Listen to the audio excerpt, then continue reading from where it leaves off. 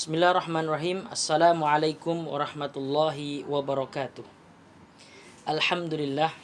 Wassalatu wassalamu ala rasulillah Sayyidina Muhammadin ibni Abdillah wa ala alihi wa ashabihi wa mawalah, amma ba'du. Anak-anak semuanya yang sama-sama mengharapkan ridho dari Allah subhanahu wa ta'ala, syukur alhamdulillah pada kesempatan kali ini kita dapat bertatap muka, bermuajahah meskipun dengan media daring.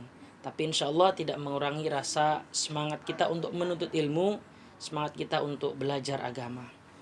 Baiklah anak-anak semuanya, pada kesempatan kali ini kita akan membahas satu bab tentang sumber-sumber hukum Islam. Apa itu hukum Islam? Hukum Islam adalah hukum yang dianut atau dibuat oleh agama Islam yang beraturan kepada Al-Quran dan hadis tentunya. Baiklah anak-anak semuanya, pada pertemuan kali ini kita akan membahas tentang sumber hukum Islam.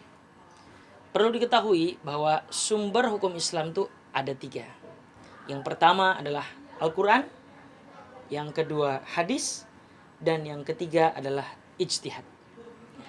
Sebelumnya, apa itu yang dimaksud dengan hukum? Hukum itu adalah satu peraturan yang ditetapkan atau tidak ditetapkan kepada seseorang. Sedangkan sumber hukum Islam adalah segala sesuatu yang dijadikan dasar, acuan, dan pedoman berdasarkan syariat Islam. Kalau kita melihat tadi yang sudah disebutkan bahwa sumber hukum Islam itu ada 3. Yang pertama Al-Quran. Maka Al-Quran sendiri adalah kalamullah, firman Allah subhanahu wa ta'ala yang diturunkan kepada Nabi Muhammad SAW melalui malaikat Jibril dan berbahasa Arab. Nah, oleh karena itu anak-anak, ketika ada Al-Quran berbahasa selain dari bahasa Arab, maka itu disebut dengan tafsir atau terjemahnya. Sedangkan Al-Quran yang memang murni diturunkan oleh Allah Subhanahu wa taala adalah berbahasa Arab. Ada 30 juz, 114 surat dan 6666 ayat. Itu berdasarkan jumhur para ulama. Anak-anak semua dimuliakan Allah Subhanahu wa taala. Al-Quran sendiri berasal dari kata qara'a yaqra'u Qur'anan. Artinya adalah bacaan. Maka Al-Quran itu wajib dibaca, bukan untuk pajangan, bukan untuk ditaruh, disimpan di atas lemari saja, tapi harus sering-sering dibaca. Ya. Dan Al-Quran, ketika kita hendak membaca Al-Quran, ada syarat-syarat tersendiri. Misalnya, ketika mau menyentuh Al-Quran, kita harus berwudu terlebih dahulu. La yamassuhu illal mutahharun. Janganlah kalian menyentuh Al-Quran sedangkan keadaan kalian tidak suci. Maka ketika ingin menyentuh Al-Quran, ingin membaca Al-Quran, maka hendaknya harus memiliki air wudhu terlebih dahulu.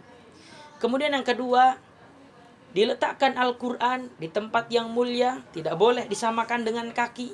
Kemudian Al-Quran sendiri adalah firman Allah Subhanahu wa taala dan termasuk salah satu mukjizat Nabi Muhammad SAW yang paling tinggi. Kenapa? Sejak diturunkannya Al-Quran dari Allah Subhanahu wa taala beratus-ratus abad yang lalu kepada Nabi Muhammad SAW, itu dijaga oleh Allah Subhanahu wa taala kemurniannya. Inna nahnu nazzalna dzikra wa inna nahnu lahafizun. Aku yang turunkan Al-Quran, kata Allah, aku sendiri yang akan menjaganya. Maka sampai detik ini Al-Quran masih terjaga kemurniannya. Dan salah satu mukjizat pula Al-Quran, Al-Quran bisa dibaca oleh anak muda, bisa dibaca anak kecil, bisa dihafal oleh anak kecil, bisa dihafal oleh orang yang tua, dan bisa dibaca oleh siapapun bagi yang berkeinginan untuk mempelajarinya. Kemudian kedudukan dan fungsi Al-Quran.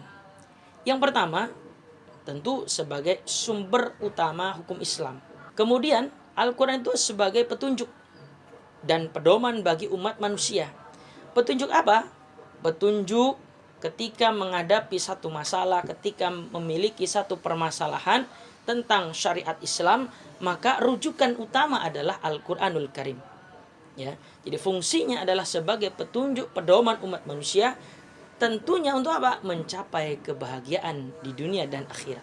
Lalu sumber hukum yang kedua adalah hadis. Hadis yaitu segala berita yang bersumber dari Nabi Muhammad SAW, baik berupa ucapan beliau, perbuatan maupun takrir atau penetapan persetujuan Nabi SAW, serta penjelasan sifat-sifat Nabi Muhammad SAW. Ada dua perbedaan antara hadis dengan sunnah. Sunnah adalah perbuatan Nabi Muhammad SAW yang tidak tertulis atau belum tertulis. Ketika perbuatan, perkataan, penetapan Nabi sudah dituliskan, maka disebut dengan hadis. Nah, ini sebenarnya sama pengertiannya, tetapi kadang orang keliru mengucapkannya. Bedanya antara sunnah dengan hadis. Jadi sunnah adalah perbuatannya, pengucapannya, ucapan Rasul, penetapan Rasul, itu sunnahnya. Tetapi ketika sudah menjadi tulisan, maka itu disebut dengan hadis. Baik. Tentang hadis, fungsi hadis terhadap Al-Quran memiliki beberapa fungsi. Di antaranya yang pertama adalah bayan takkid atau bayan takrir, yaitu hadis berfungsi untuk memperkuat atau memperjelas isi kandungan Al-Quran.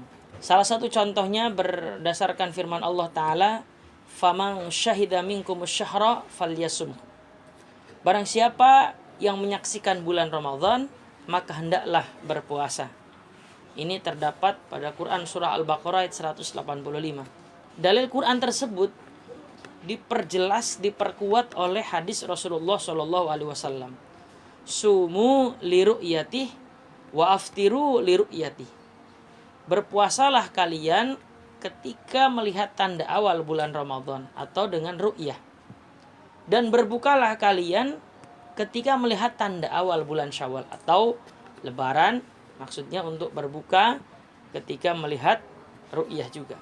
Hadis di atas dikatakan bayan takrir atau bayan takkid terhadap ayat Al-Quran karena maknanya sama dengan Al-Quran, hanya lebih tegas atau mempertegas dari segi hukumnya. Kemudian yang kedua adalah bayan tafsir.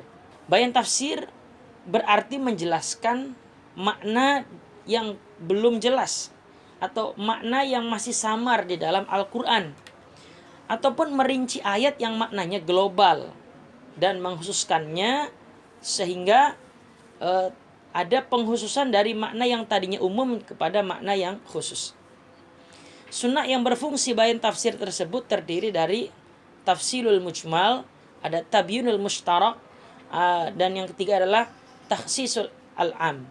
Lalu apa itu tafsilul mujmal? Hadis yang berfungsi tafsilul mujmal ialah merinci ayat-ayat Al-Quran yang maknanya masih global. Misalnya tidak kurang 67 ayat Al-Quran yang langsung memerintahkan sholat, tapi tidak dirinci bagaimana tata cara sholat itu sendiri, berapa rakaatnya, kemudian bagaimana cara sujud, cara ruku dan lain sebagainya. Itu tidak dirinci oleh Al-Quran. Rasulullah SAW dengan sunnahnya memperagakan sholat itu secara rinci. Maka Rasul mengatakan, "Shollu kama ra'aitumuni usolli." Sholatlah kalian sebagaimana kalian melihat saya sholat. Ini yang disebut dengan tafsilul mujmal, yaitu hadis yang berfungsi untuk merinci ayat Al-Quran yang maknanya masih global. Kemudian tabyinul mustarak. Tabyinul mustarak adalah menjelaskan ayat Al-Quran yang mengandung kata bermakna ganda. Misalnya Allah berfirman, "Wal mutallaqatu yatarabbasna bi anfusihinna salasata quru." Wanita yang dicerai hendaklah menunggu masa iddahnya selama 3 quru. Ini juga masih dalam surah Al-Baqarah ayat 228. Perkataan quru adalah bentuk jamak dari qur'in. Dalam bahasa Arab antara satu suku bangsa dengan yang lainnya ada perbedaan pengertian qur'in atau quru'. Ada yang mengartikan suci, ada pula yang mengartikan masa haid. Mana yang paling tepat perlu ada penjelasan. Hadis Rasulullah SAW memperjelasnya. Tolakul amati tatliqtani wa iddatuha haidotani. Tolak hamba sahaya ada 2 dan iddahnya 2 kali haid. Hadis riwayat Abu Daud, Tirmidzi dan Daruqutni. Dalam ketentuan hukum, hamba sahaya itu berlaku setengah dari orang merdeka. Jika hadis ini menetapkan 2 kali haid, maka menurut sebagian pendapat ulama, perkataan haidotani itu merupakan penjelas dari Qur'in yang tadi dijelaskan di atas, ya, yang masih mustarak tadi, sehingga kesimpulannya bahwa wanita yang dicerai itu iddahnya 3 kali haid. Kemudian pada bayan tafsir bagian yang ketiga adalah tahsisul am. Tahsisul am itu adalah sunnah yang menghususkan atau mengecualikan ayat yang berwarna umum. Misalnya firman Allah Ta'ala, hurrimat alaikumul maitatu waddamu walahmul khinzir. Diharamkan atasmu bangkai, darah, dan daging babi. Dalam ayat ini tidak ada kecuali. Artinya semua bangkai dan darah diharamkan untuk dimakan. Sunnah Rasulullah SAW mentahsiskan atau mengecualikan darah dan bangkai tertentu. Misal sabda Rasulullah SAW, uhillat lana maitatani wad damani fa immal maitatani huta wal jaradu wa ammal damani fal kabidu wat tohalu. Yang dihalalkan atau telah dihalalkan kepada kita 2 macam bangkai dan 2 macam darah. Artinya 2 macam bangkai boleh dimakan, 2 macam darah juga boleh dikonsumsi atau boleh dimakan. Sedangkan kalau merujuk kepada ayat di atasnya, hurrimat alaikumul maitatu waddamu walahmul khinzir, di sini tidak disebutkan, tidak dikategorikan darah mana yang boleh, mana yang tidak boleh, bangkai mana yang boleh, bangkai mana yang tidak boleh. Maka fungsi Al-Qur'an sebagai bayan tafsir atau menjelaskan dari makna Al-Qur'an adalah salah satunya adalah tahsisul am, ya, mengkhususkan yang masih bersifat umum. Daging apa yang dibolehkan? Maka Rasulullah SAW bersabda, telah dihalalkan kepada kita 2 bangkai dan 2 macam darah. Yang dimaksud 2 bangkai itu adalah bangkai ikan dan belalang. Sedangkan yang dimaksud 2 macam darah adalah hati dan limpa. Nah, artinya ada penghususan dari sesuatu yang bersifat umum, yang tadinya dilarang secara umum tapi ada dikhususkan yang dibolehkannya. Ini hadis yang mentafsirkan Al-Qur'an. Kemudian yang berikutnya ada bayan tahsis.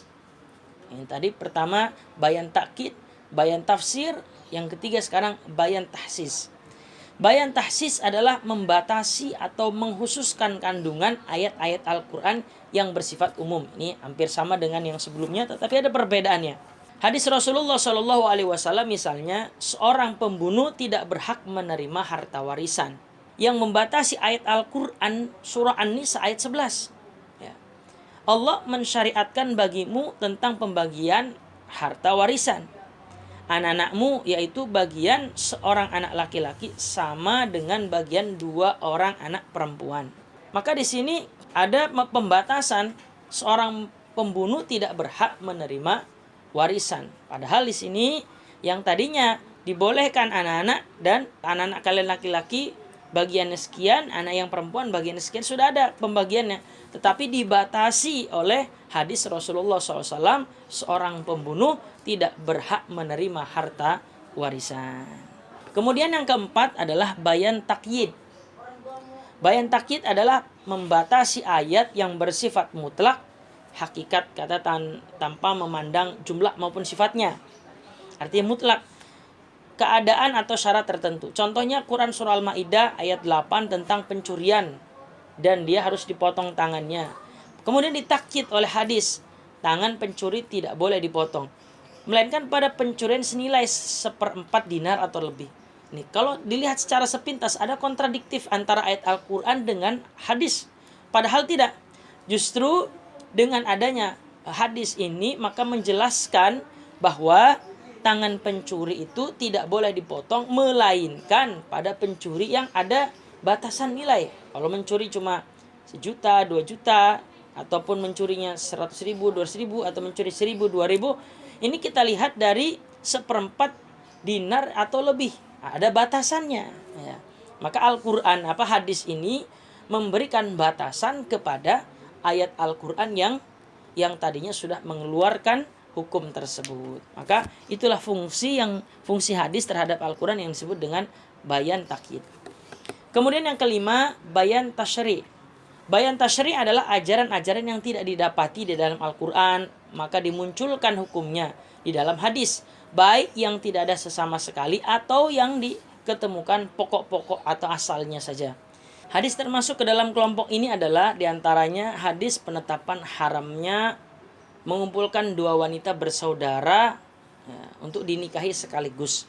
Nah, ini di dalam Al-Quran tidak dijelaskan, tetapi di dalam hadis dijelaskan. Maka fungsi hadis terhadap Al-Quran dalam hal ini adalah memunculkan satu hukum yang tidak terdapat di Al-Quran, tetapi tidak bertentangan dengan Al-Quran itu sendiri. Kemudian fungsi hadis yang lain adalah bayan tabdil. Bayan tabdil disebut dengan nasah atau membatalkan, al-jalah atau menghilangkan, tahwil atau memindahkan, atau takyir atau mengubah. Yang dimaksud dengan tabdil di sini adalah menghapus ketentuan hukum yang ada di Al-Quran. Salah satu contoh dari kategori bayan tabdil adalah sabda Rasulullah SAW dari Ibnu Imamah Al-Bahili. Beliau bersabda, sesungguhnya Allah telah memberikan tiap-tiap orang haknya masing-masing, maka tidak ada wasiat bagi ahli waris. Ya. Hadis ini dinilai hasan oleh Ahmad dan Imam Tirmidzi. Nah, ini bayan tabdil artinya nasih mansukh kalau di dalam Al-Quran.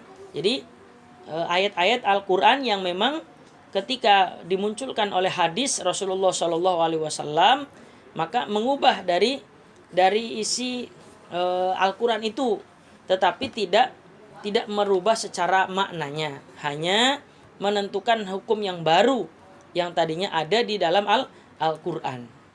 Sumber hukum yang ketiga yaitu ijtihad.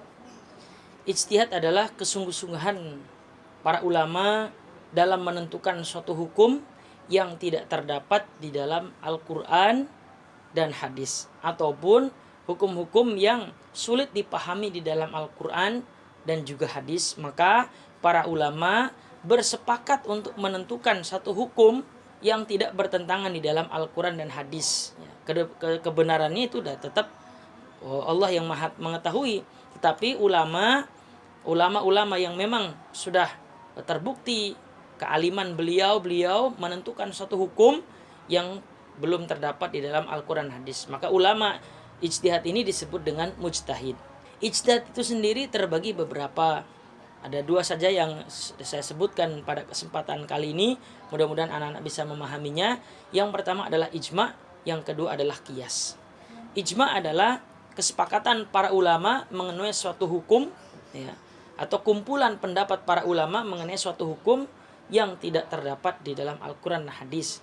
Misalnya kalau kita di Indonesia, kita menyepakati bahwa hukum-hukum yang ada, hukum-hukum permasalahan kontemporer itu yang tidak diterapkan di Quran dan hadis, maka kita sepakati percaya kepada ulama. Dalam hal ini adalah Majelis Ulama Indonesia. Misalnya penetapan tanggal 1 Syawal ataupun tanggal 1 Ramadan, atau penetapan misal hukum vaksin dan lain sebagainya. Nah, itu kita percaya saja kepada para ulama yang terhimpun dalam Majelis Ulama Indonesia ataupun organisasi-organisasi keislaman di masing-masing daerah. Nah, ini yang dinamakan dengan ijma, pendapat atau kumpulan pendapat para ulama. Bagian dari ijtihad yang kedua adalah qiyas. Qiyas secara etimologi, kata qiyas artinya mengukur atau membandingkan sesuatu dengan yang semisalnya. Artinya memadukan atau menyamakan satu hukum yang terjadi saat ini dengan hukum-hukum yang pernah terjadi di masa yang lalu. Imam Syafi'i mengatakan tentang qiyas sebagai berikut, yaitu setiap peristiwa yang terjadi pada seorang muslim pasti ada hukumnya, dan ia wajib mengikuti nas apabila ada nasnya, dan apabila tidak ada nasnya dicari permasalahan atau dilalahnya di atas jalan yang benar dengan ijtihad. Nah, artinya ijtihad itu dinamakan dengan qiyas maksudnya. Misalnya contoh qiyas itu adalah masalah pacaran. Anak-anak muda berpacaran. Dalam Al-Quran tidak ada ayat yang menjelaskan secara khusus tentang pacaran. Di hadis pun tidak ada yang menjelaskan tentang pacaran. Tetapi ketika mencari dalil ataupun sandaran hukum tentang pacaran itu sendiri, maka rujukan ayatnya kepada wala taqrabuz zina innahu kana fahisyatan wa sabila. Janganlah mendekati zina. Ya. Pacaran memang bukan zina, tetapi cara mendekati perzinahan, jalan menuju perjilahan. Maka di sini dikatakan takrab adalah mendekati zina, itu adalah dalil tentang hukumnya berpacaran atau haramnya tentang berpacaran. Oleh karena itu, anak-anak semuanya dimuliakan Allah Subhanahu wa taala, ini materi-materi yang sudah Bapak sampaikan mulai dari pengertian dari Al-Qur'an, fungsi Al-Qur'an, kemudian pengertian hadis, fungsi dari hadis, dan pengertian dari ijtihad dan beberapa pembagian ijtihad. Sebenarnya ijtihad masih banyak pembagiannya, tetapi dalam kesempatan kali ini cukup itu saja. Mudah-mudahan dari apa yang sudah Bapak sampaikan mudah-mudahan bermanfaat, dan mudah-mudahan kita semuanya mendapatkan keberkahan dari ilmu yang sudah Bapak sampaikan, dan kita menerima ilmu itu mudah-mudahan jadi manfaat bagi kita semuanya. Amin ya rabbal alamin. Tubu ilallah bidzikril maut. Mari kita bertobat kepada Allah Ta'ala dengan memperbanyak mengingat kematian. Wassalamualaikum warahmatullahi wabarakatuh.